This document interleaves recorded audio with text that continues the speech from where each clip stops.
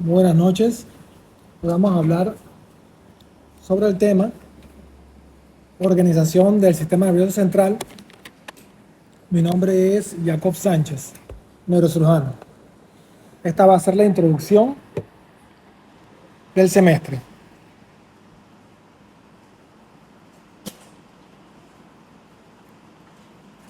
Para comenzar, tenemos que saber tres conceptos importantes.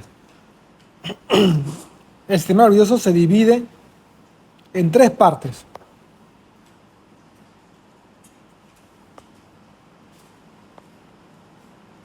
El sistema nervioso se divide en tres partes. En el sistema nervioso central, segundo, sistema nervioso periférico y tercero, sistema nervioso autónomo. Vamos a utilizar algunas abreviaturas para que vayamos describiendo a modo más sencillo y más rápido algunas nomenclaturas de algunos nombres que suelen ser más largos. El sistema nervioso central consiste principalmente en el cerebro y la médula espinal.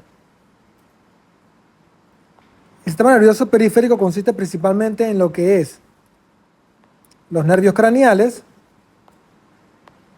las raíces espinales y los ganglios.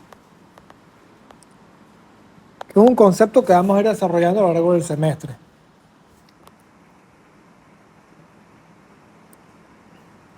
Y el sistema nervioso autónomo consta de dos componentes principales.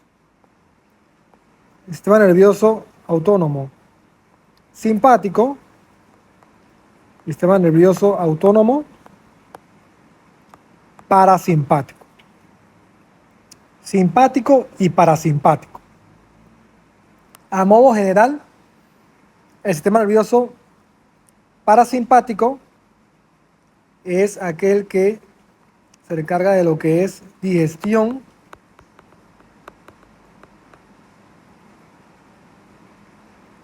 y descanso, por decirlo así en palabras sencillas. Y el sistema nervioso simpático es el que se encarga de lo que es acción y huida. Es el que prepara nuestro cuerpo para liberar adrenalina y poder correr ante la agresión de un estímulo externo.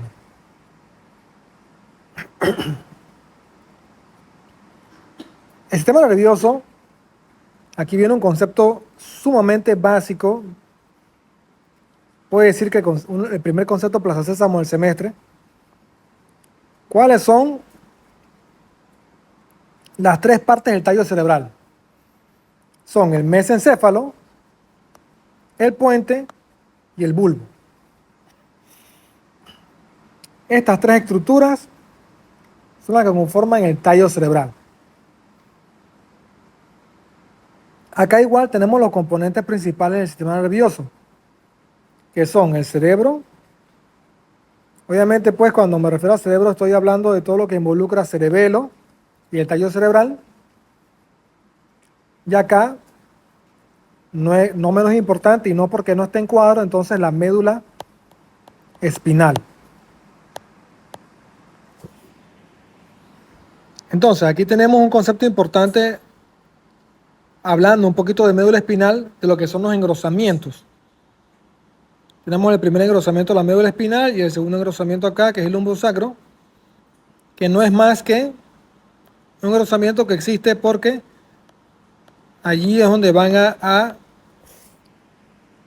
a formar como terminal de deferencia y aferencia para lo que son los nervios que viajan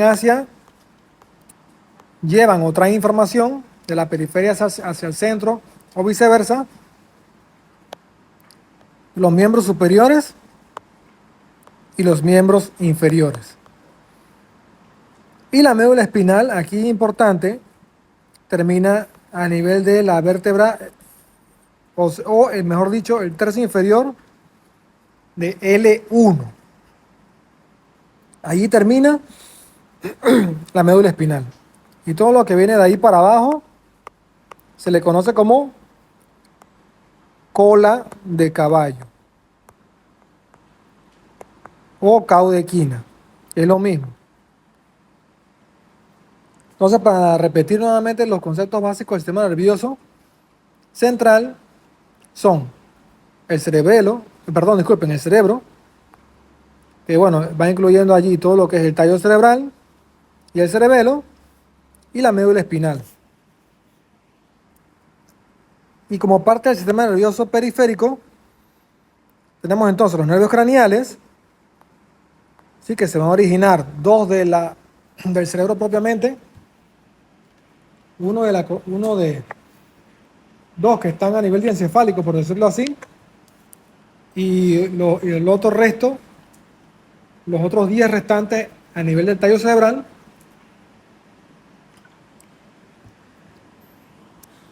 Y las raíces espinales, que son las que van a emerger de la médula espinal. Y los ganglios, por supuesto, porque cada raíz dorsal consta de un ganglio, en este caso pues un ganglio sensitivo. Y también hay otros ganglios que van a estar a nivel de lo que es el cráneo. Usualmente estos ganglios también están bastante cerca de lo que es el órgano efector.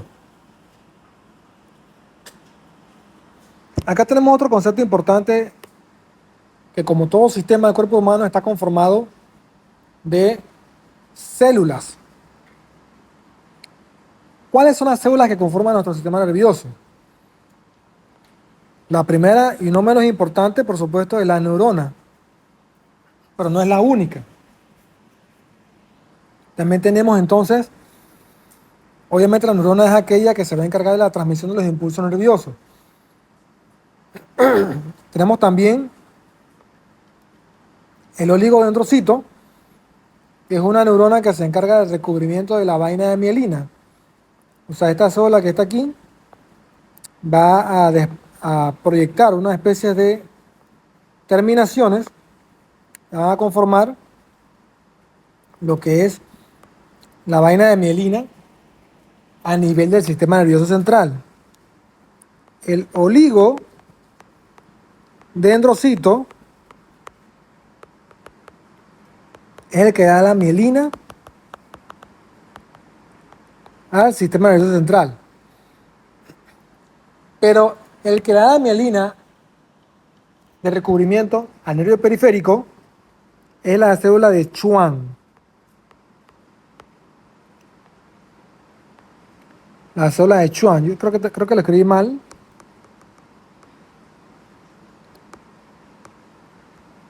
Bueno, creo que es...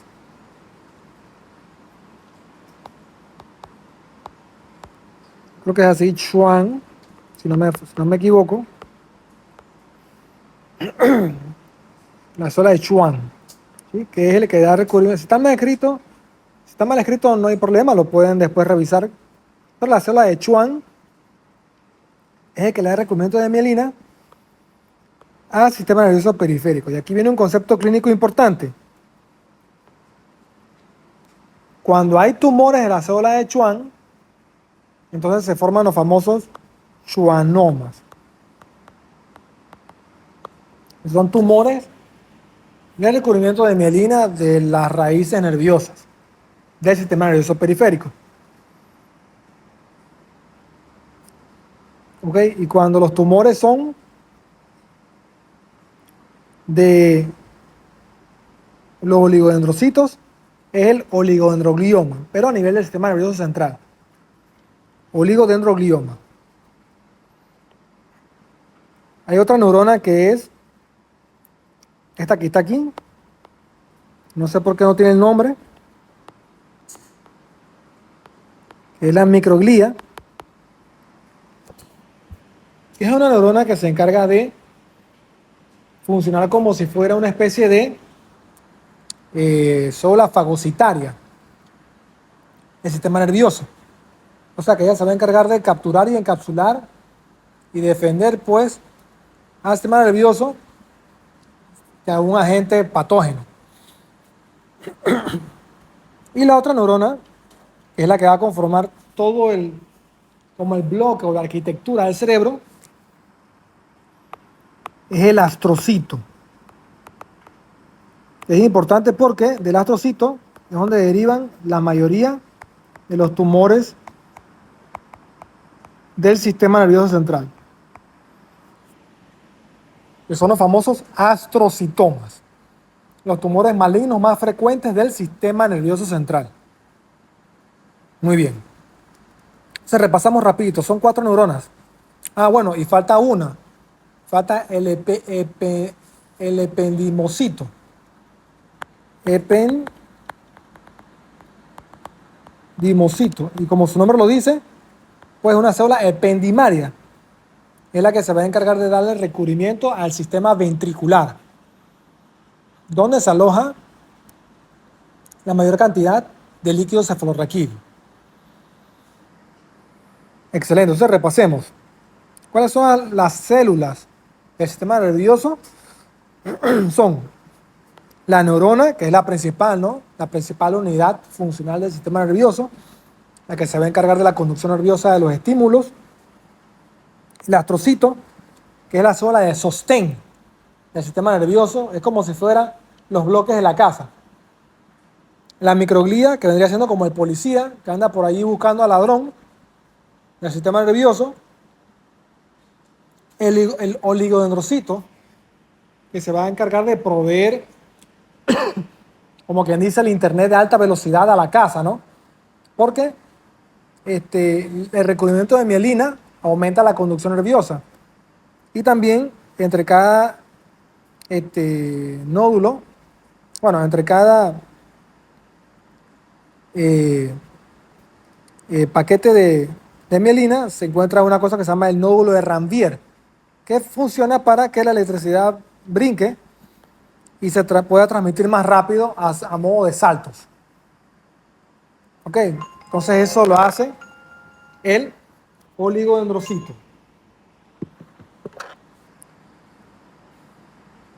Y la otra neurona entonces es el ependimocito, que se va a encargar del recubrimiento del sistema ventricular.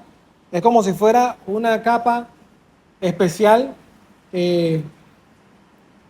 como antifuga de agua, impermeable, ¿sí? Y la otra neurona, la otra célula, perdón, sería la célula de Schwann, que es la que le da recubrimiento de mielina a las raíces periféricas o al nervio periférico. Tenemos otro concepto sumamente fundamental, que son la comprensión de las capas meningias. Existen 3 capas meningias principales. Número 1, la dura madre. Y por eso se llama dura, porque es dura. Es como si fuera un plástico que está recubriendo el cerebro. Y cuando me refiero a plástico, es que es un verdadero plástico que recubre el cerebro. Cuando veamos las piezas anatómicas, vamos a ver que por ahí tenemos una dura madre que luce como un verdadero plástico. Obviamente proporciona protección y resistencia al sistema nervioso. Tenemos la aracnoides, que es una membrana meningia más fina, más delgada, que debajo de ella se encuentra el líquido cefalorraquídeo. Y también debajo de la aracnoides, en ese espacio que se llama el espacio subaracnoideo, se va a encontrar todos los vasos que irrigan el cerebro y los famosos vasos del polígono de Willis, que después lo veremos con un poco más de detalle. Y la última capa es la pía madre, que es la capa de meninges más fina y más delgada que se encuentra recubriendo la corteza del sistema nervioso. Es tan fina y está tan adherida que no se puede despegar del cerebro, de la misma corteza, ¿sí? Entonces esas son las tres capas meníngeas: dura madre, aracnoide y pia madre. También vamos a ver un concepto en lo que corresponde al orden anatómico de los tejidos que van desde adentro hacia afuera. Obviamente comenzamos con el primer tejido, que es el scalp, que es esta capa de piel, por decirlo así, que bueno, también esa capa de piel o scalp tiene varias capas, ¿no? Pero no es, ahorita no entran al tema realmente, ¿sí? Tenemos el cráneo después del scalp, ¿no? El scalp significa cuero. El cráneo, que tiene tres componentes principales: una capa externa cortical dura, que es la tabla externa; una capa interna dura, que es la cortical interna del hueso, que es la tabla interna, se llama tabla interna, ese es el nombre. Y en el medio tenemos entonces el diploe, que como todo buen hueso, como todo buen hueso plano, es hueso hematopoyético, ¿sí? Que sería como a modo de sándwich, por decirlo así, ¿no? Dos capas corticales y un diploe productor de eritrocitos en el centro. Entonces, ya pasando el cráneo, tenemos acá, entre el cráneo, vamos a pintarlo entre la tabla interna, por decirlo así, y la dura madre, que es este azul que está aquí, que estoy poniendo ganchito, tenemos el espacio epidural. Un espacio sumamente importante porque ahí es donde se van a formar los famosos hematomas epidurales, que tienen forma de semiluna. ¿Ok? Se encuentran entre la tabla interna del hueso y la dura madre. Y la dura madre también tiene dos capas. Tiene una capa dural parietal, que es la que está en continuación del hueso, y una capa dural visceral, que es la que está o está mirando pues hacia lo que es el cerebro. Entonces esta sería la parietal y esta sería la visceral. Perdón. Entonces, la dura madre tiene dos capas. En algunas regiones, usualmente bueno, en varias regiones, porque no solamente es una sola región, pero por ejemplo, hacia la línea media, en este caso, pues de la imagen, porque aquí estamos viendo la fisura interhemisférica, aquí. Ella se pliega, tiene un doble plegamiento, estas dos capas, y forman lo que son los senos. Por estos senos es donde va a transcurrir sangre venosa de drenaje. Se va a drenar toda la sangre, o sea, ya el cerebro se irrigó, se alimentó, y las venas de drenaje van a sacar esa sangre para obviamente devolverla al corazón. Y van a discurrir por esos sistemas venosos, que son sistemas de baja presión. Y aquí se forma entonces un seno. En este caso, aquí estaríamos hablando del famoso seno sagital superior. Hay más senos. Está el seno transverso, después lo vamos a ver, el seno recto, el seno sagital inferior, los senos sigmoideos, la tórcula aerófilo o la confluencia de los senos, o prensa aerófilo, donde confluyen todos esos senos a nivel de la parte más posterior del tentorio. Y obviamente hay otros senos también más superficiales, que son de drenaje superficial, como la vena de la B. Bueno, no son senos propiamente, pero son otros sistemas venosos que también forman parte del drenaje de la sangre venosa del cerebro. Entonces, ellos funcionan como, los senos funcionan como sistema de baja presión para poder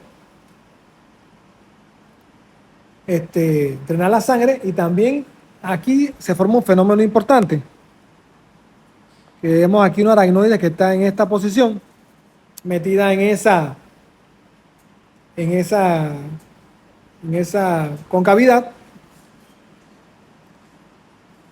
y allí se está formando lo que se llama la granulación de Paccioni. Esto será una granulación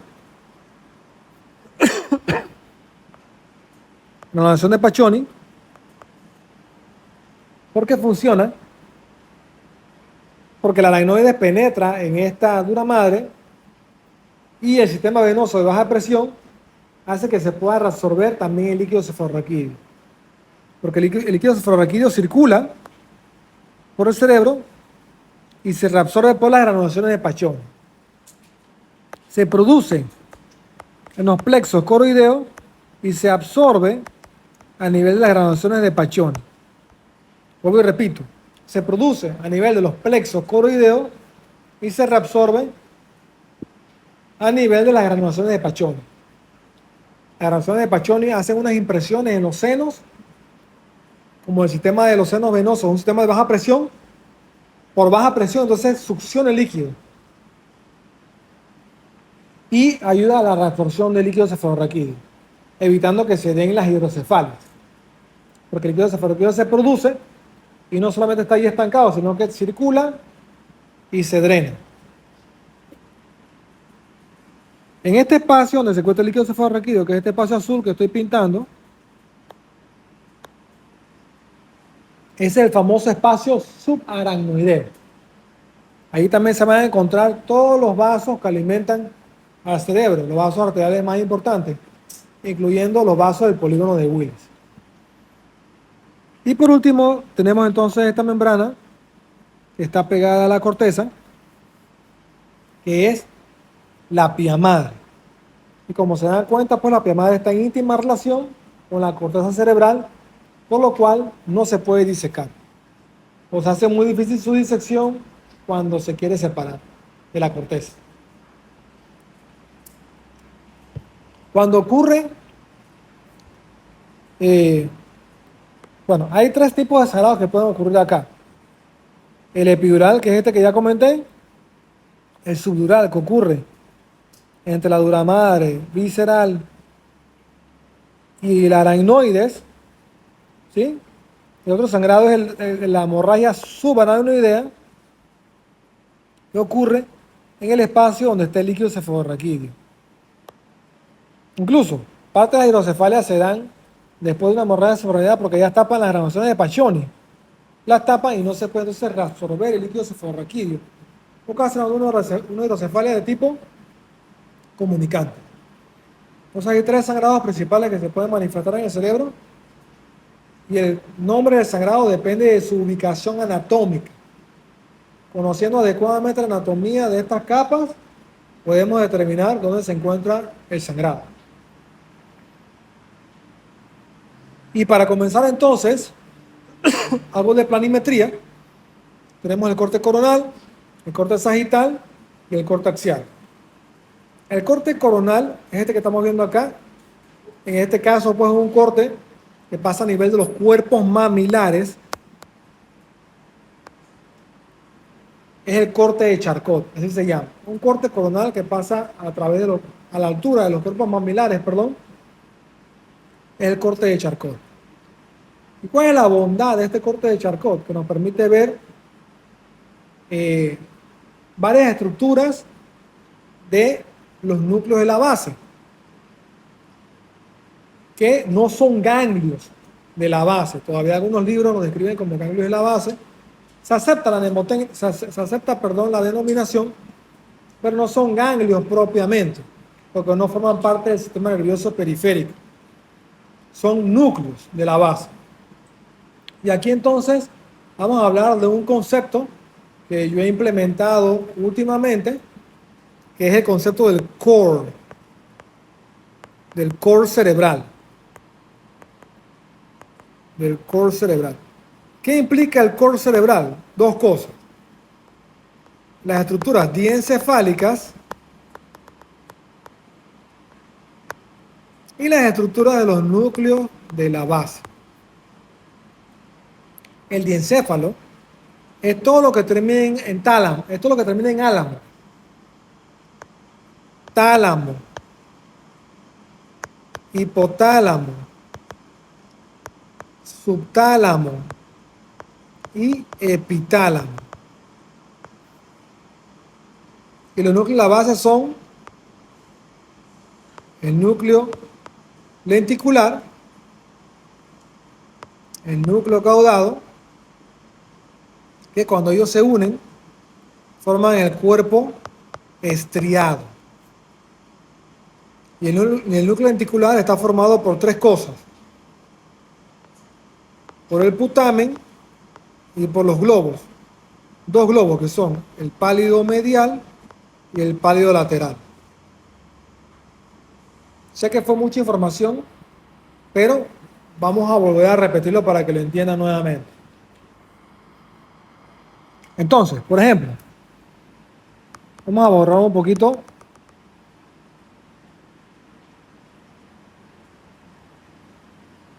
Un poquito lento el iPad. Bueno, le cuesta un poco borrar. Ok, vamos a ver acá. Aquí tenemos, vamos a ponerle en azul, el tálamo. Estructura diencefálica, ¿no? Aquí se puede ver a nivel del corte de Charcot. Tenemos también el subtálamo. En este caso, pues, aquí los núcleos de Lewis, los núcleos subtalámicos, núcleos de Lewis. El epitálamo no se ve acá, porque el epitálamo está a nivel de lo que es la glándula pineal. Quizás lo podamos ver mejor en un corte sagital. Y el hipotálamo está por aquí. Está justamente debajo del tálamo. Por ende, entre el tálamo y el hipotálamo se forma el surco hipotalámico, que se va a ver cuando veamos un corte del tercer ventrículo, o sea, una vista sagital. No se preocupen, ya lo veremos. Tenemos entonces, esas son las estructuras diencefálicas. Todo lo que termine en álamo. Después seguimos y vamos a colorearlo en lila. El núcleo caudado. Y en amarillo, el núcleo lenticular.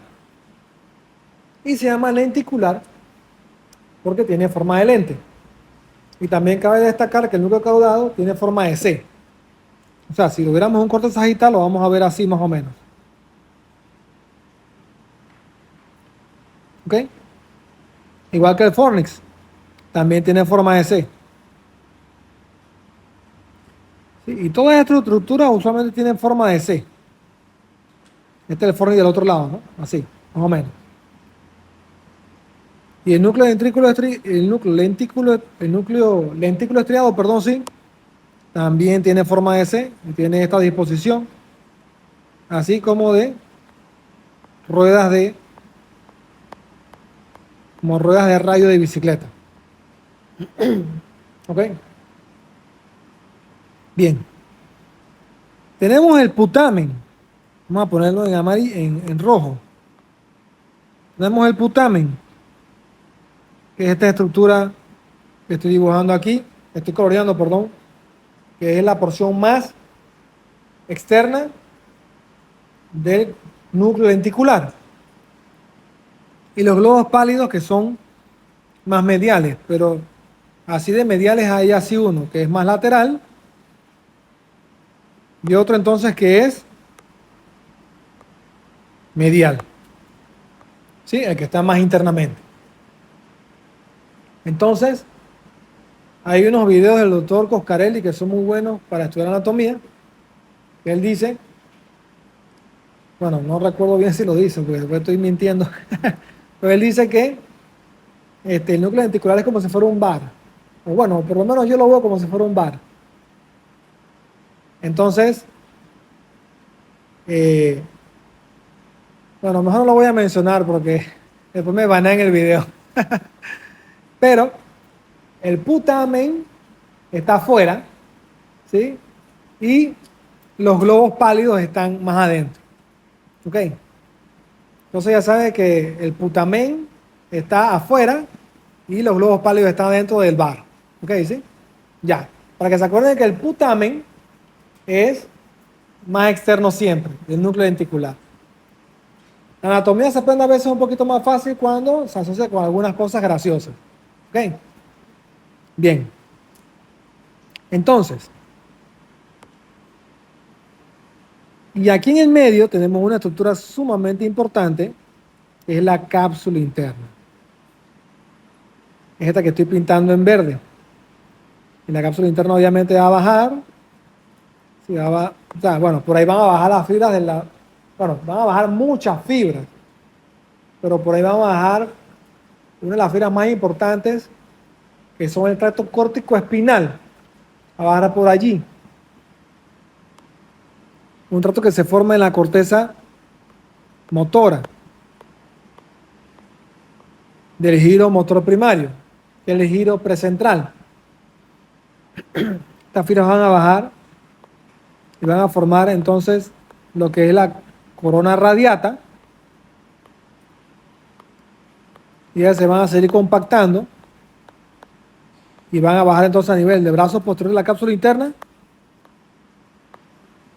como tracto córtico espinal, y luego van a pasar entonces hacia el mesencéfalo, hasta lo que es la base. El mesencéfalo por el pedúnculo mesencefálico, que es base, que es parte de la base del tallo. Y el mesencéfalo tiene tres partes: una base, un tegmento y un tectum. Ahorita lo vamos a ver. Solamente hay tectum en el mesencéfalo, más no hay tectum ni en el puente ni en el bulbo. Bien. Entonces, este corte de Charcot nos permite ver todo eso. Cápsula interna, los núcleos de la base, perdón, las estructuras diencefálicas. Y nos permite ver también las fibras blancas. En este caso, fibras blancas de proyección, porque de fibras blancas hay tres. Hay fibras blancas de asociación. Una de esas son las fibras cortas en U, que van de giro a giro. Así, en este aspecto. Todo eso lo veremos en el curso hands-on de fibras blancas. Hay otras fibras largas, esas son las cortas, que van de giro a giro. Hay otras fibras que son más largas, que se llaman fibras largas, que van de lóbulo a lóbulo. Esas son las fibras de asociación. Las fibras cortas y las fibras largas. Dentro de las fibras largas hay varias. Ok, ya las mencionaremos después con calma, para que no se confundan. Tenemos las fibras de proyección, que son el tracto córtico espinal, que es esta que acabo de dibujar, el tracto espinotalámico, ¿sí? Como ejemplo solamente, porque hay más tractos también, que son, las asociaciones son fibras que conectan giro con giro y lóbulos con lóbulos. Las de proyección son fibras que conectan las unidades más superiores con las unidades más inferiores. Y las fibras de comisurales son las que unen un hemisferio con otro hemisferio, como lo son el cuerpo calloso. ¿Sí? Aquí está el cuerpo calloso, que viene formando los techos de los ventrículos laterales. Porque los ventrículos son estructuras que se forman a partir de las otras estructuras vecinas que están allí. E igual, como toda buena estructura anatómica, tiene un techo, un piso, todas las estructuras, ¿no? Una pared lateral, una pared medial, una pared anterior y una pared posterior. Muy bien. Entonces, comisurales tenemos cuerpo calloso y lo que es la comisura blanca anterior, comisura blanca posterior. Por ejemplo, porque hay un par más. ¿Sí? Todo eso lo podemos ver en el corte de Charcot. Por eso es como un corte útil para el estudio del cerebro. Acá también podemos ver lo que es la cápsula, vamos a ponerlo en rojo, la cápsula ex, ex- la cápsula externa. Después viene el claustro. Después viene la cápsula extrema. Y después viene entonces la corteza de la ínsula. Vamos a ponerla en blanco. La corteza de la ínsula, que es uno de los lóbulos cerebrales. Hay 5 lóbulos: frontal, parietal, temporal, occipital y el lóbulo de la ínsula. Anatómicamente los más prominentes. Porque también hay otros lóbulos que se destacan por la parte funcional. Pero lo que me interesa es que se sepan los macroscópicamente, anatómicamente más relevantes. Seguimos y vemos entonces el corte de Fletcher. Es otro corte que nos permite ver también muchas estructuras del core cerebral. Podemos ver en esta vista lo que es el forceps menor, que no es más que la rodilla del cuerpo calloso, pero una vista desde adelante. Es un corte axial.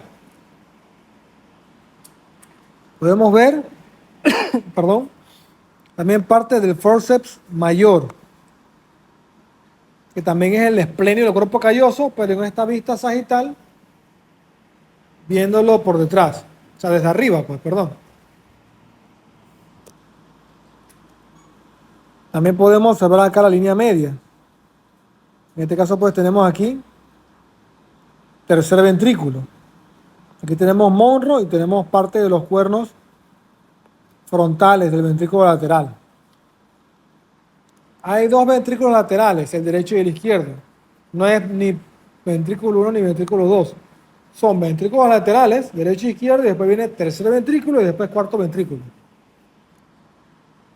Aquí tenemos parte de lo que es el atrium, de los ventrículos laterales. El atrium es importante porque es una estructura a forma de cámara, como su nombre lo dice, que conecta el cuerpo, el ventrículo lateral, con el cuerno occipital y el cuerno temporal. Muy bien.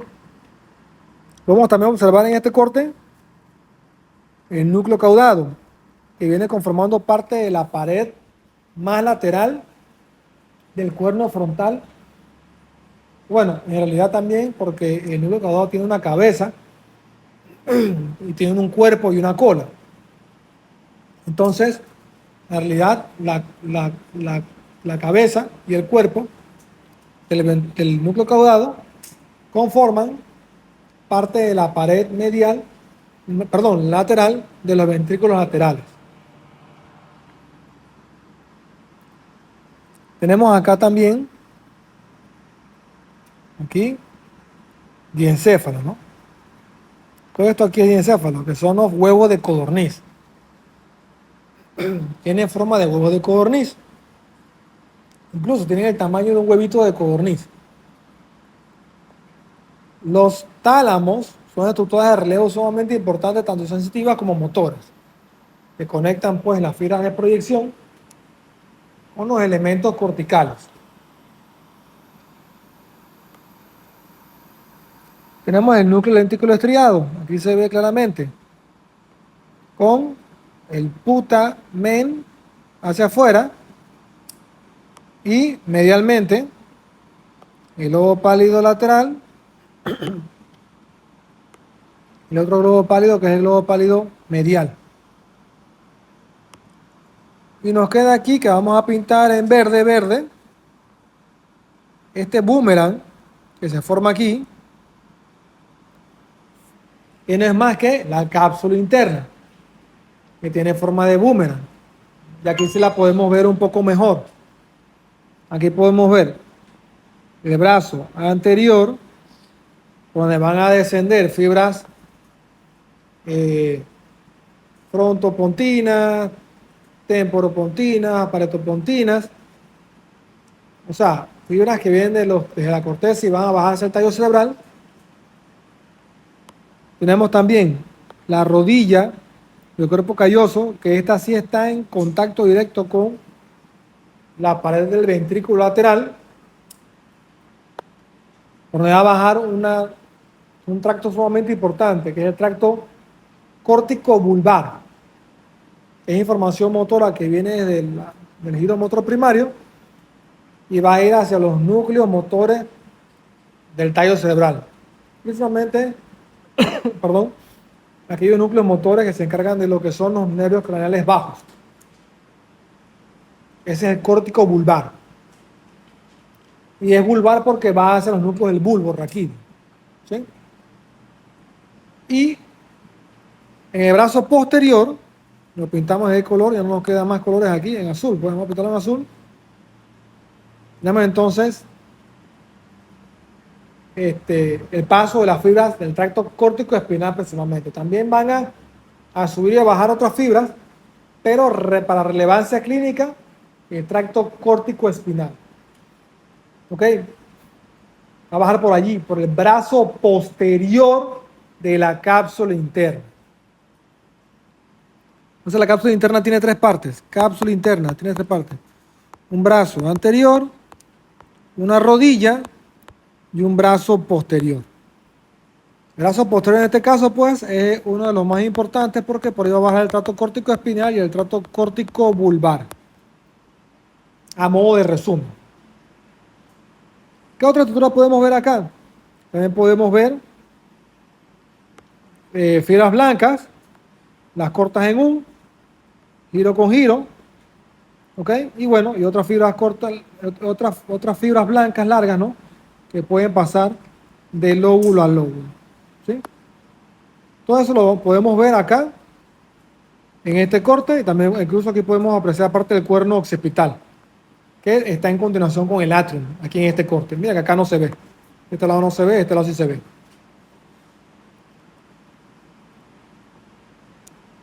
Excelente. Tenemos otro corte. Ok, hay una cosa que no he mencionado. Este corte de Flecchi es un corte que va a pasar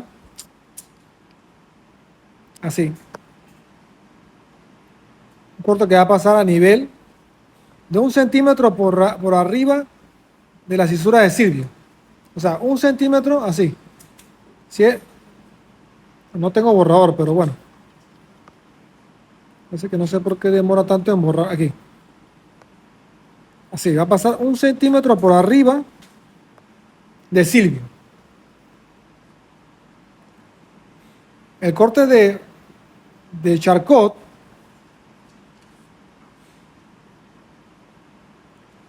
va a pasar así. En este sentido, un corte coronal a la altura de los cuerpos mamilares. Y el corte de Vieussens, que es el que vamos a ver ahorita, pasa así. Bien arriba en la convexidad. Este es Vieussens, este es Flecchi y este es Charcot. Entonces aquí tenemos Vieussens, y usualmente en Vieussens lo que se ve es la famosa sustancia blanca semioval. Pero es porque es un corte visto desde una vista axial. Pero cuando lo vemos en coronal, lo que vemos es corona radiada, que forma parte de las fibras blancas de proyección que van descendiendo antes de compactarse en la cápsula interna. Súper. Hay un concepto importante que se llama las áreas elocuentes del cerebro. Tenemos la corteza sensorimotora, que es el giro motor primario, el giro sensitivo primario, o sea, giro presental y postcentral. Tenemos las áreas del lenguaje, que son Broca y Wernicke principalmente, ¿no? Broca y Wernicke, y la corteza visual, que es el área calcarina. Ahí está la cisura calcarina. El hipotálamo y el tálamo, que son áreas también elocuentes, cuando hay lesiones de estas estructuras, hay grandes secuelas neurológicas, principalmente a nivel del hipotálamo, incluso puede quedar en coma el paciente por alteración de las producciones de las hormonas tiroideas y la parte de las hormonas que rigen la parte metabólica, principalmente incluso la sed, control de líquidos y electrolitos. ¿Me explico? ¿Sí? La cápsula interna, porque por allí es donde todas las fibras del internet se van a compactar en un solo lugar de paso. O sea que si se daña allí, se desconectó el internet de ahí para abajo. ¿Me explico? El tallo cerebral, que es donde está la vida. Si hay daño cerebral en el tallo, o sea, si hay daño en el tallo cerebral, lastimosamente, pues el paciente está en coma o queda en un estado vegetativo persistente o incluso muere. Por eso es que es tan importante el tallo cerebral. Los pedúnculos cerebelosos, porque conectan el tallo con el cerebelo. Hay 3 pedúnculos cerebelosos. Tenemos al brachius conjuntivum, que es el pedúnculo cerebeloso superior. Tenemos al brachius pontis, que es el pedúnculo cerebeloso medio. Y tenemos al cuerpo restiforme, que es el pedúnculo cerebeloso inferior. El superior conecta al mesencéfalo con el cerebelo. El medio conecta al puente con el cerebelo. Y el inferior conecta el bulbo con el cerebelo. No confundir con los pedúnculos cerebrales, que son las orejitas del Mickey Mouse, porque el mesencéfalo tiene esta forma, como de Mickey Mouse. Aquí está la sustancia negra, que es la que cuando se daña produce problemas del Parkinson, una enfermedad que es un trastorno del movimiento hipocinético porque produce el lentecimiento del movimiento. Ya he dicho varios conceptos clínicos importantes.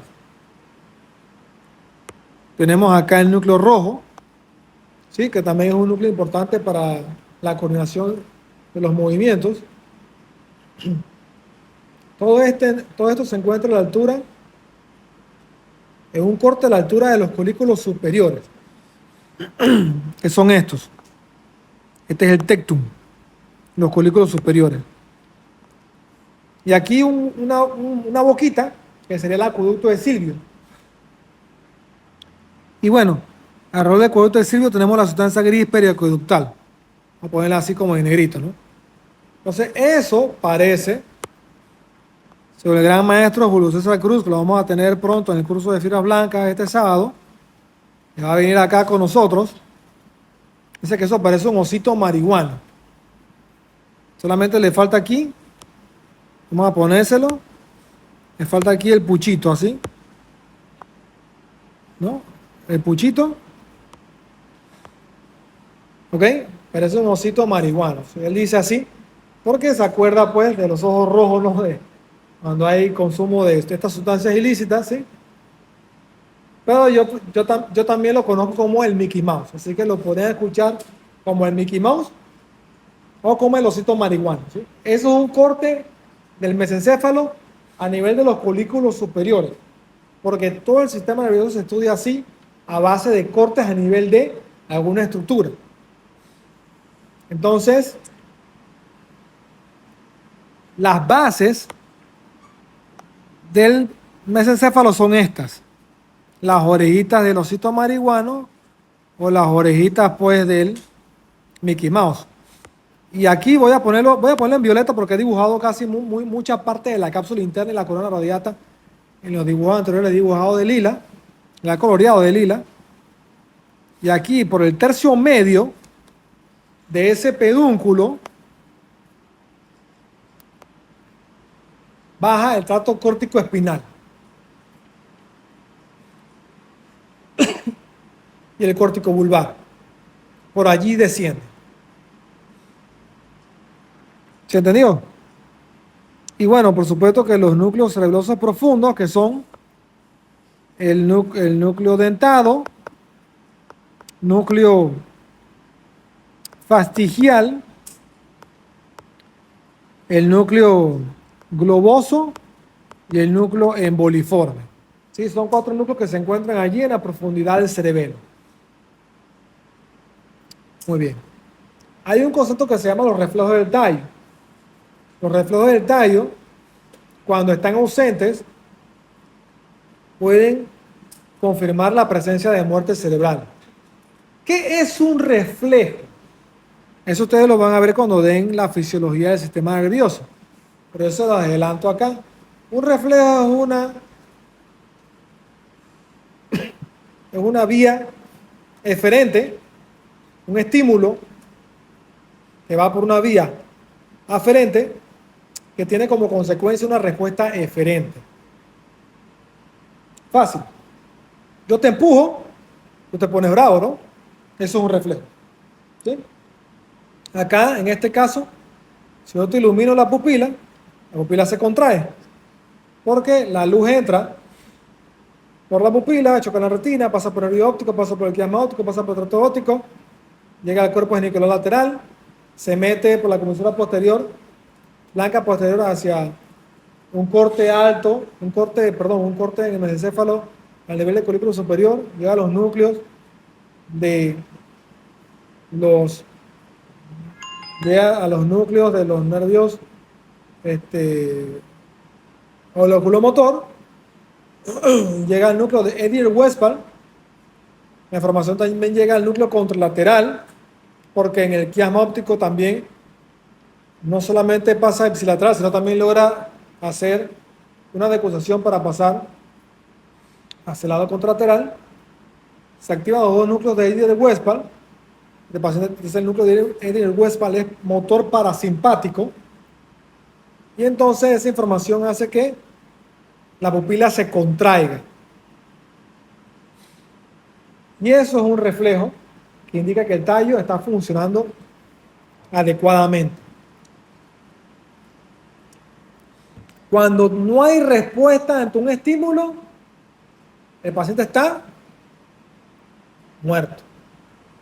O sea, porque no hay integración para dar una respuesta. ¿Me explico? O sea, un cadáver tú lo tocas y no se mueve. Es lo mismo, muy similar, ¿no? Cuando no hay estos reflejos de tallo, entonces es muy subjetivo que el tallo está con una lesión grave, irreversible, y la definición real de muerte está en la ausencia de reflejos del tallo cerebral. El paciente puede tener su corazón latiendo y puede estar conectado a un ventilador mecánico y estar, entre comillas, todavía con vida, pero al tener ausencia de reflejos de tallo, se hace el diagnóstico de muerte cerebral.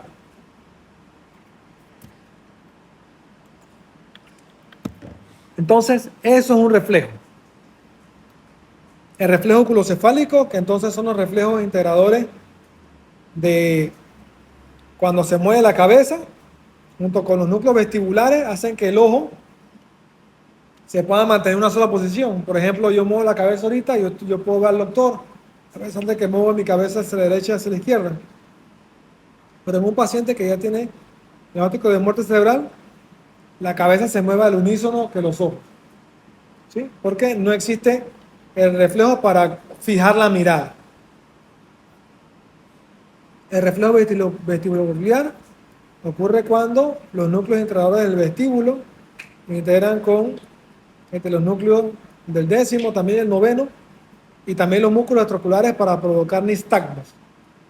¿Sí? Nistagmos. Usualmente aquí está la mnemotécnica del Coase. Bueno, y digo lo del 7º, del 10º y el 9º porque son sensitivos para la membrana timpánica, ¿no? Pero también tienen sensibilidad allí. Y también un reflejo de ellos sería también retirar, ¿no? La cabeza. Si te vas a meter algo en el oído, tú te sacudes rápidamente, ¿no? El Coase significa Cold Opposite Warm Side Side. Cuando tú irrigas el conducto auditivo con agua fría, entonces, ¿cómo se llama? El nistagmus tiene una respuesta rápida, pero al opuesto del oído irrigado. Porque la respuesta rápida del nixtagmus es lo que, o sea, hacia donde haya la respuesta rápida es la dirección del nixtagmus. Es importante, porque el nixtagmus tiene dos respuestas, dos componentes, un movimiento rápido y un movimiento lento. Son difíciles de ver, realmente, pero cuando tú tienes el ojo un poquito experto, tú puedes ver hacia dónde está la respuesta rápida y la respuesta lenta. Entonces, la dirección del nixtagmus se da por hacia dónde se dirige la respuesta rápida. Entonces, cold opposite, warm same side. O sea, en este caso la respuesta rápida se dirige hacia el oído que está siendo irrigado con el agua tibia. ¿Sí? El reflejo corneal es cuando entonces te cae una brusca en el ojo y tú rápidamente cierras los ojos y parpadeas, te tratas de sacar la brusca o el estímulo. En este caso, pues en el cadáver, pues se estimula la córnea y no hay respuesta. ¿Qué respuesta debe haber? De parpadeo. Esa es una respuesta integradora entre el quinto y el séptimo, porque el quinto es el que es la parte sensitiva de la córnea y el séptimo es el que se encarga de la respuesta motora del cierre del párpado. El reflejo tusígeno es que, bueno, obviamente tienes molestias en tu garganta, cuerpo extraño en tu garganta, toses para sacarlo, la flema, por ejemplo, las secreciones. En el paciente que está con datos de muerte cerebral, tú le mueves el tubo endotraqueal y no tiene respuesta de tos. O lo aspiras por allí con el aspirador y no tiene respuesta de tos. Y eso es un subjetivo, ¿no?, de muerte cerebral. En nauseoso igual. Le mueves el tubo, pues también debería de toser y intentar también vomitar. Y el otro reflejo que no está aquí es el reflejo o el esfuerzo respiratorio, porque respirar es un reflejo. Y si el paciente no respira, obviamente se hace una prueba de apnea, se llama. Y también otra cosa importante, si un paciente tiene muerte cerebral, no es que está en una cama y tiene muerte cerebral. Si un paciente está respirando, no tiene muerte cerebral. ¿Se entendió? Aunque esté, por muy en coma que esté, si está respirando, no tiene muerte cerebral. Si el paciente ya tiene muerte cerebral, usualmente está conectado a un ventilador. ¿Sí? Que no respira. O sea, que ya se hubiera muerto ya. Pero, obviamente, pues la medicina ha logrado que los cadáveres se conserven y eso es lo que hace que se pueda cosechar ese cuerpo después y los órganos sirvan para salvar la vida a otros pacientes. Hay un concepto aquí importante que se llama decorticación y descerebración. Cuando hay una lesión, esto es sumamente importante, esto es una de las cosas Plaza Sésamo. Cuando hay lesión por encima del núcleo rojo, entonces vas a decorticar. Una respuesta, una postura anormal. La gente va a hacer esta maniobra más o menos de una flexión interna, tanto de brazos como de muñeca. Y cuando descerebra, entonces el paciente, o sea, hay una lesión por debajo del núcleo rojo. ¿Se acuerdan del núcleo rojo? ¿Ah? Este es el núcleo rojo, ¿no? Los del osito marihuana. Cuando la lesión es por encima del mesencéfalo, hay decorticación. Cuando es por debajo del mesencéfalo, el núcleo rojo hacia abajo, que ahí involucra todo el tallo, la respuesta es descerebración. Una respuesta anómala, una postura normal, donde el paciente hiperextiende los brazos y flexiona de forma externa las muñecas. Y yo le llamo el famoso arrancando la moto. Arranca la moto para irse al cielo. Porque ningún paciente que esté en ese estado, todavía no le he visto, que esté arrancando la moto, no le he visto sobrevivir. Usualmente ya hay una lesión de tallo grave que es sinónimo de que el paciente en algún momento va a fallecer. ¿Ok? Para que se acuerden. Aquí, ¿ve? Arrancando la moto. Aquí está el oso marihuano, solamente que volteado, ¿no? Estas son las orejitas del Mickey Mouse o las orejitas del osito. Esta es la sustancia negra, ¿sí? La que se daña cuando cuando el paciente sufre de Parkinson, principalmente la pars compacta, que es la que produce es más dopaminérgica. Acá tenemos el núcleo rojo, acá tenemos el núcleo de Edinger-Westphal, acá tenemos emergiendo el tercer nervio craneal. El origen aparente del tercer nervio craneal es la fosa interpeduncular, que es esta fosa que está aquí. La vamos a estar revisando en el transcurso de todo el semestre. La pongo en azul, ¿por qué? Porque forma parte de las cisternas de la base. En este caso de las cisternas perimesencefálicas. Cisterna de la fosa interpeduncular, cisterna cruris, cisterna ambiens, ¿sí? Y cisterna de la lámina cuadrigémina. Son espacios de líquido cefalorraquídeo que se encuentran rodeando el mesencéfalo, que sirven en las imágenes radiológicas de tomografía para determinar si hay o hemorragia subaracnoidea o aumento de la presión intracraneal. Porque uno de los signos de aumento de la presión intracraneal es el borramiento de la cisterna o la ausencia de las cisternas de la base. Entonces, así rapidito, esto es un corte a nivel del colículo superior.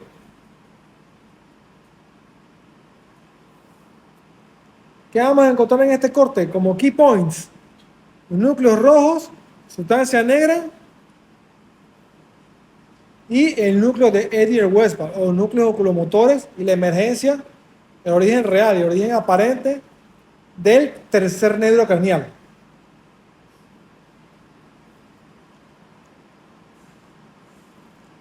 Si vemos entonces después hacemos otro corte, ahora un corte a nivel del colículo inferior.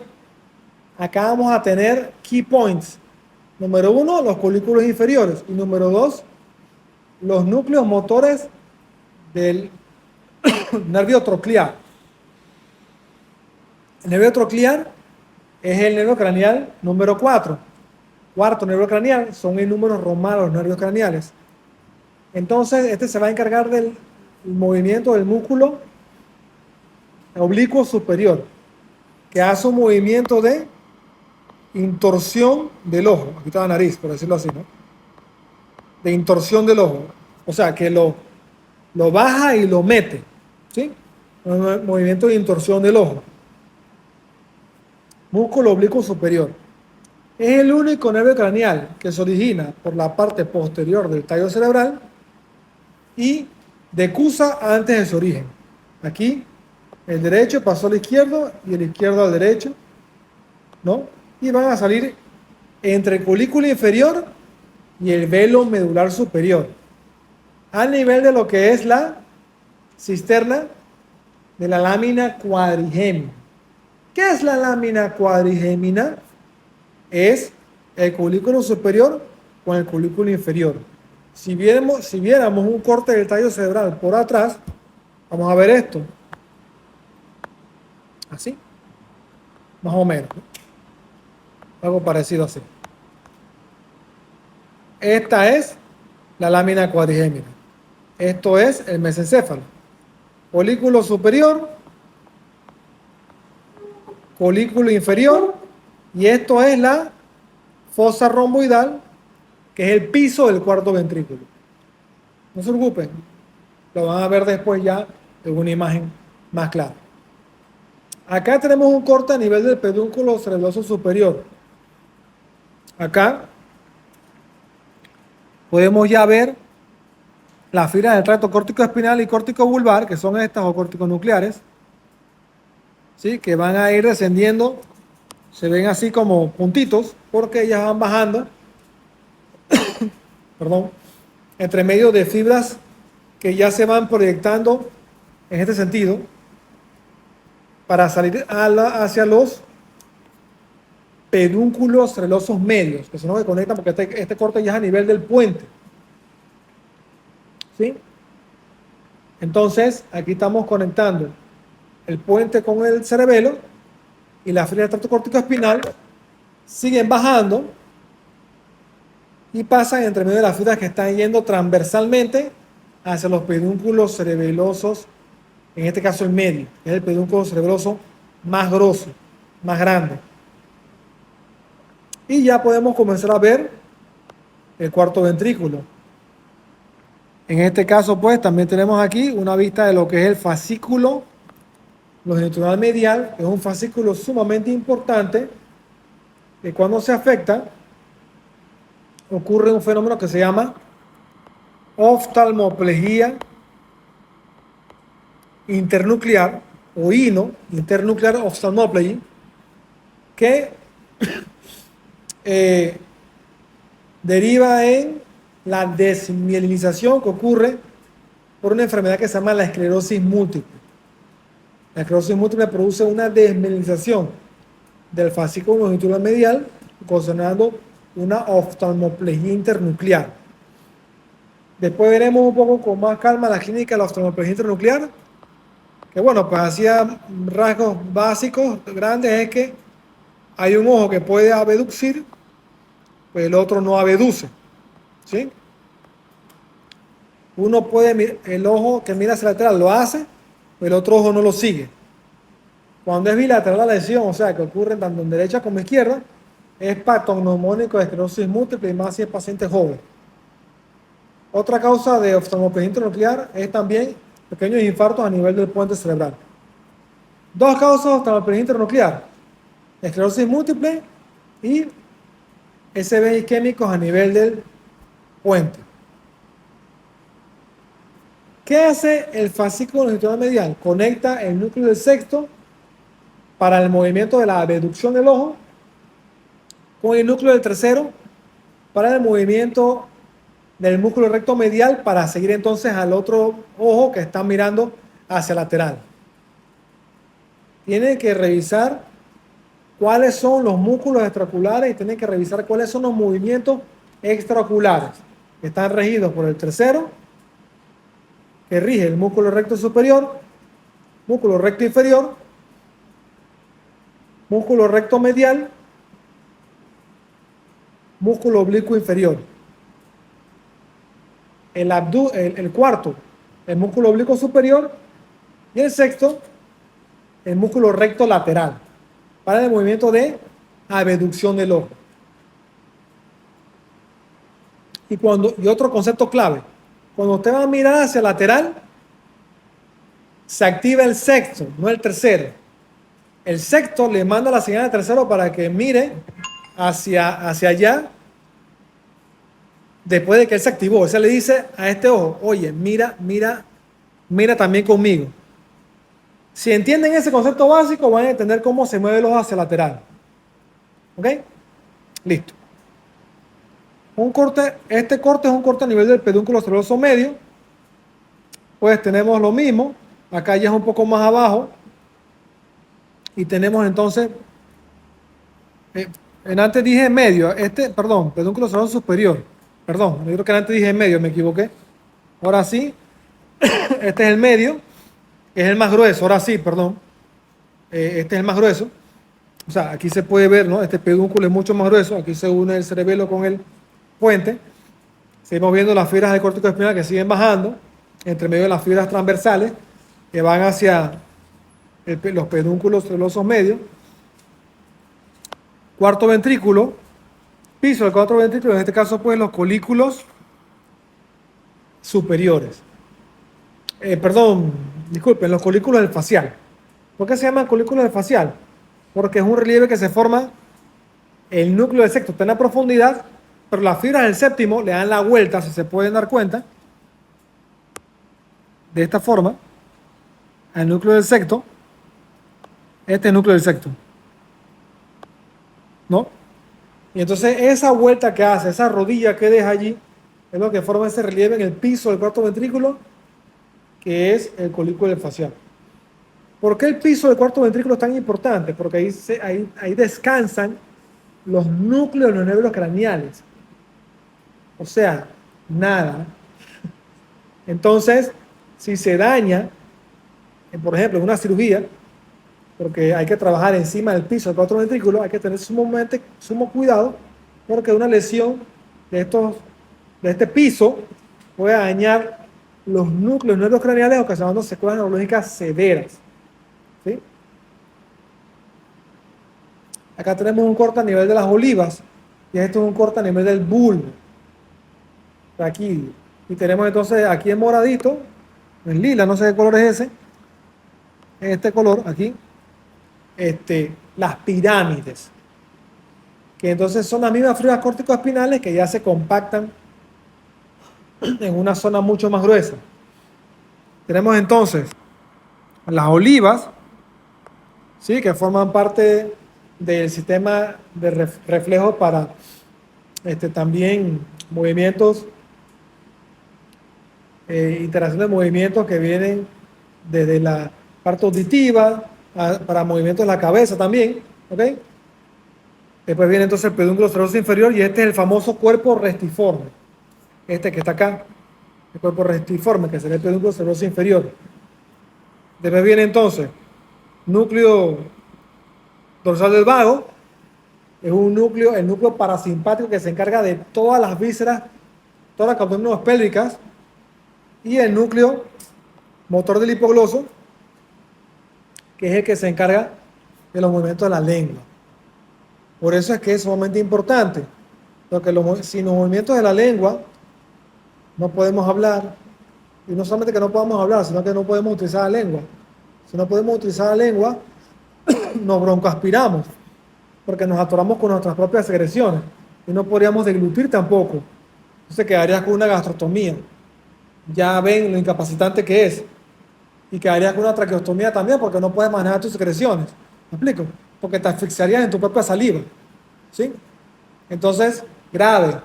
Más una lesión del núcleo dorsal del vago y lesiones parasimpáticas. Aunque las lesiones, o sea, hay mucho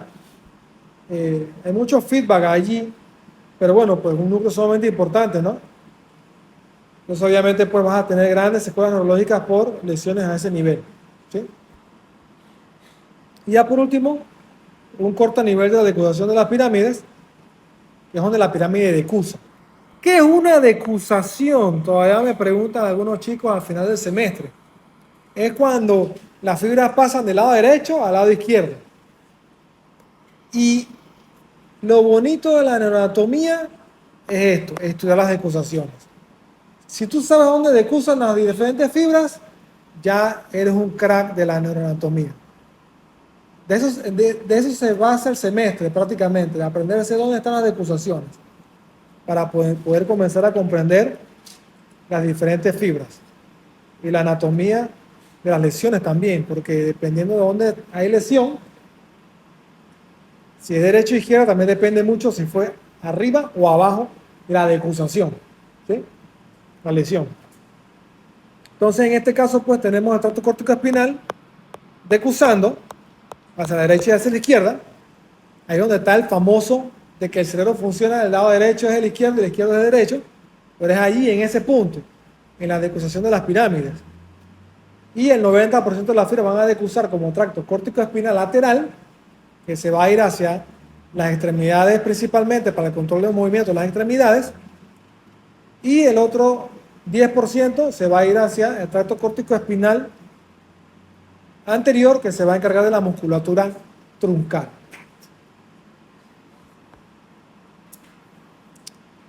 Médula espinal, así rapidito, también vamos a hablar en el semestre de lo que son las vértebras, sus diferentes partes, cuerpo vertebral, pedículo, que es el puente que une los elementos posteriores con los elementos anteriores, facetas, superior e inferior, apófisis espinosa.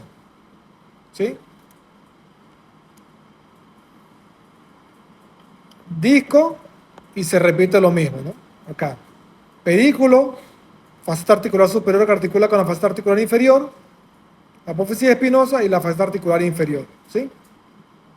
Entre el borde del pedículo superior y el borde del pedículo inferior, y por delante el muro posterior, la unidad del discal, y por detrás las facetas, se forma la forámina, que es por donde sale la raíz nerviosa.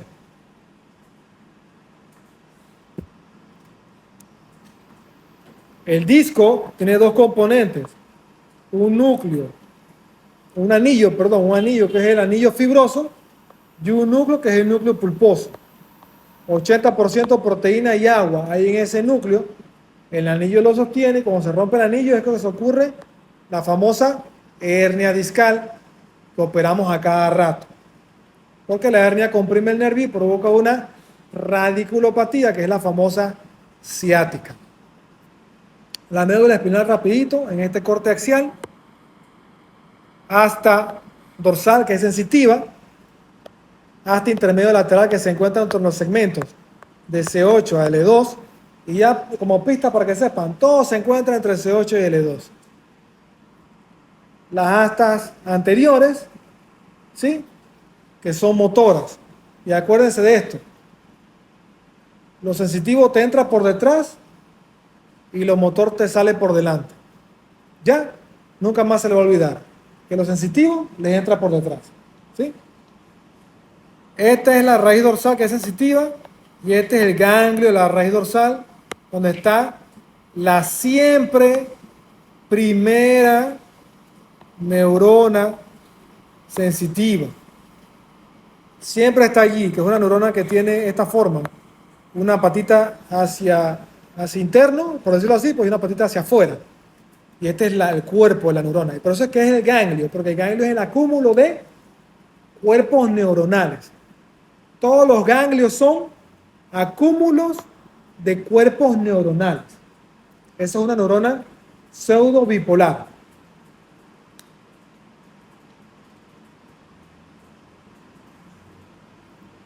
Y por adelante puede salir la raíz motora. ¿Ok? Y este ganglio pues, es uno de los componentes más importantes del sistema nervioso periférico, porque ahí están todos los acúmulos neuronales del sistema nervioso periférico. Ahí están todas las neuronas sensitivas. O sea, la primera neurona sensitiva siempre está allí del tracto. O sea, ¿de quién? Del sistema columna lénico-medial, sistema columna dorsal lénico-medial, del tracto espinotalámico y del tracto espinocerebeloso. Siempre está allí la primera neurona. La segunda y la tercera sí van a depender de otras localizaciones anatómicas. Igual, la médula espinal está rodeada de las tres capas meningias, ¿no? Dura madre, pia madre, aracnoide y pia madre. Esta división, prosencéfalo, mesencéfalo, rhombencéfalo, es una división más embriológica que otra cosa. Realmente no se usa mucho clínicamente. Tú no dices en el hospital de que tengo una lesión del prosencéfalo. Eso no se dice. ¿Me explico? Así que se lo dejo porque si se utiliza mucho, van a ver que el libro de anatomía no tiene mucho, pero es más una división embriológica que otra cosa, ¿sí? Acá están las tres partes del tallo, rapidito. Mesencéfalo, puente, bulbo, cuarto ventrículo, por supuesto, aquí en verde. Cuarto ventrículo, piso, donde descansan los diferentes núcleos del tallo cerebral, ¿sí?, que son esos puntitos que acabo de dibujar, y el techo, que no es más que la parte más anterior del cerebelo. Y el cerebelo, ¿no?, que no se diga, ¿no?, es el motorcito de nuestro equilibrio, ¿sí? Y ya casi para terminar, pues los nervios craneales. El primero es el olfatorio. El origen aparente es el bulbo olfatorio. El segundo es el óptico para la visión. El origen real es la retina. El origen aparente es el quiasma óptico. Retina, quiasma óptico. El tercero, que es el oculomotor, que es motor y motor parasimpático, ¿sí?, motor para los movimientos extraculares y parasimpático para la contracción de la pupila. también la elevación del párpado. El cuarto, motor para el músculo oblicuo superior, para la intorsión del ojo. El quinto, sensitivo para toda la cara, mucosa de la boca, lengua, olfato, córnea y parte del oído. El sexto, motor para el músculo recto lateral, para la abducción del ojo. Séptimo, es mixto, es motor para los movimientos de la mímica facial, que son los músculos del segundo arco branquial. Los músculos del primer arco branquial son los músculos de la masticación, que son el quinto. El quinto es sensitivo y motor para la masticación. Para los músculos temporal, macetero, pterygoideo medial y pterygoideo lateral. El séptimo para todos los músculos de la mímica facial. Músculo frontal, músculo orbitario, músculo orbitario de la boca, el músculo irrisorio, buccinador, y bueno, todos los músculos que comprenden los músculos de la mímica y la expresión facial.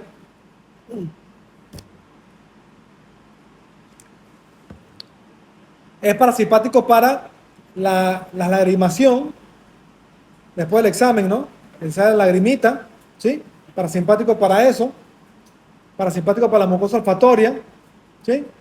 Parasimpático para las glándulas salivares, todas a excepción de la parótida, que la parótida está aquí en el lateral, que es del noveno nervio craneal, ¿sí? Es también sensitivo especial para el gusto de los 2/3 anteriores de la lengua. Rapidito, que te quemes con la sopa es producto del quinto. Que sientas el sabor de la comida es producto del séptimo. El octavo, vestíbulo coclear, no se diga más, no hay que explicar mucho eso. Equilibrio y audición. Noveno, también es mixto, es parasimpático, es motor, sensitivo especial, sensitivo general. Sensitivo especial para el tercio posterior de la lengua. El décimo también es mixto, igual, parasimpático, motor, sensitivo general, sensitivo especial para el gusto de la epiglotis y todo lo que es parasimpático de todas las vísceras troconospédicas. El onceavo es el no me importa, esternocleidomastoideo que dice no, y el trapecio que eleva los hombros para decir no me importa, ¿sí? Y el ¿dónde quedé? 11. 12, y el 12 es el hipogloso, que es para la musculatura de todos los músculos genioglosos, de todos los genios, que son los de la lengua. ¿Ok? ¿Sí? Sistema ventricular, ya lo vimos rapidito. Dos ventrículos, ventrículo lateral, derecho e izquierdo, tercer ventrículo, cuarto ventrículo, el cuerno frontal del ventrículo lateral, el cuerpo del ventrículo lateral, y el famoso atrio, perdón, que conecta entonces el cuerpo con el cuerno occipital y el cuerno temporal. Después tenemos el tercer ventrículo que se encuentra entre las estructuras diencefálicas, está entre el tálamo y el hipotálamo. Y el cuarto ventrículo en la pared posterior del tallo, entre el tallo y el cerebelo. Donde está el piso y el techo que habíamos visto, ¿no? Ya casi para terminar, esto es una imagen sumamente importante. Esto es el concepto de lo que es base, tegmento y tectum. Solamente hay tectum en el mesencéfalo, y el tectum son los colículos, que son dos, los colículos inferiores y los colículos superiores, que ambos forman lo que es la lámina cuadrigémina, y ahí es donde está la cisterna cuadrigémina, ¿sí? Los anatomistas no se enredaban, le ponen nombre a todo lo que está al lado, ¿sí? Por la base baja todo lo motor. O sea, esta es la base por donde baja el tracto corticoespinal y corticonuclear o corticovulvar, es lo mismo. La base del puente, ¿no? Que habíamos visto que las fibras van bajando y las otras son transversas. Y acá la base del bulbo es la pirámide, ¿sí? Y después de Cusa, derecha e izquierda. Lo rosado es como que dice el relleno, que es el tegmento, ahí donde se encuentra la formación reticular, el sistema activador reticular, la formación reticular parapontina. todos los núcleos del tallo cerebral, ¿ok? Y la formación reticular sería para conectarlos entre todos y que uno se comunique con el otro. Y ahí también es donde está el fascículo longitudinal medial, ¿sí?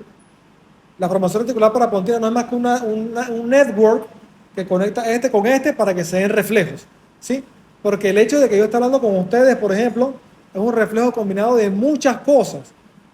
Musculatura en la mímica facial, musculatura de la lengua para no mordérmela, ¿sí? Articulación de los músculos de la orofaringe para la articulación de la voz, articulación de las cuerdas vocales, ¿sí? Movimientos de la cabeza, movimientos oculocefálicos para poder mirarlos a algunos de ustedes, movimiento de los brazos, ¿sí? O sea, hablar solamente implica muchos reflejos, juntos combinados. No es que funcionamos de que este núcleo hace una cosa solita y este otro hace una cosa solita, sino que mientras yo hablo y se mueve el núcleo del 12, el séptimo hace todo lo posible para no morder mi lengua. Bueno, y el quinto también, porque el quinto es la masticación. ¿Me explico? ¿Sí? Son muchas cosas juntas. Y por eso es que se dice que hay muerte cerebral cuando estos reflejos no se logran integrar. Aquí está la lámina cuadrigémina, ¿sí? Y estas dos estructuras que están acá arriba son los tálamos. ¿Ok? Ahí está clarito. Y esta estructura romboidal, el piso del cuarto ventrículo. Acá están los pedúnculos cerebelosos. Este es el medio. Y superior e inferior están acá más mediales. El medio siempre es más lateral. Y núcleo de Gracilis y núcleo de Cuneatus acá atrás, en el bulbo, que son donde está la segunda neurona de relevo del sistema columna dorsal lemnisco medial.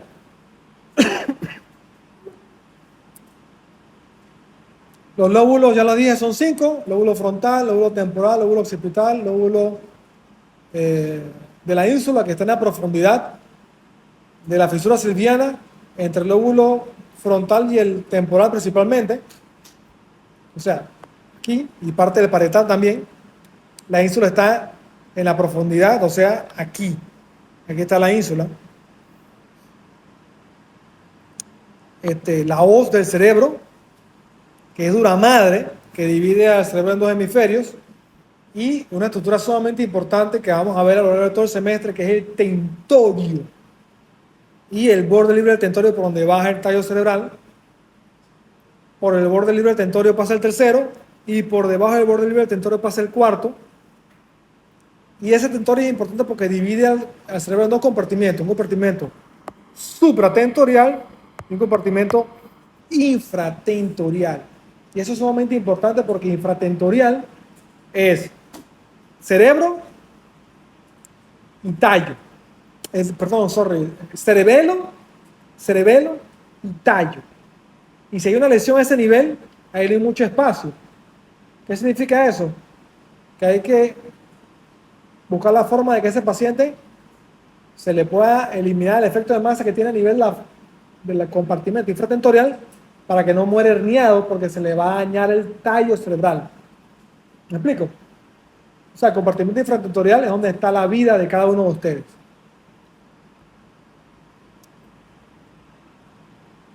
Y ya nada más para terminar, circulación cerebral, polígono de Willis, que es el que hace que se confluya la circulación anterior con la circulación posterior. Hay tres arterias principales de la circulación anterior, que son la arteria cerebral anterior, la arteria cerebral media, que es la más gruesa, que irriga el 2/3 de todo el hemisferio cerebral, la arteria cerebral posterior, y la arteria A con pi, que es la arteria comunicante posterior, que comunica el circuito anterior con el circuito posterior. El circuito posterior está conformado principalmente por las dos arterias vertebrales y la arteria basilar que se une a nivel del surco bulbopontino.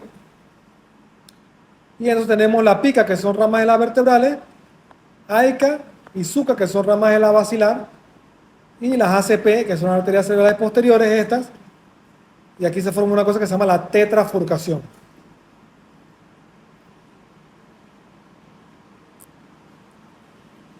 Hay cinco columnas básicas: cervical, torácica y lumbar. La médula espinal termina en el tercio inferior del E1, aquí. El canal espinal es mucho más amplio a nivel de la cola de caballo, es mucho más, perdón, estrecho a nivel torácico y bueno, y intermedio a nivel cervical, aunque en algunos pacientes es bastante estrecho.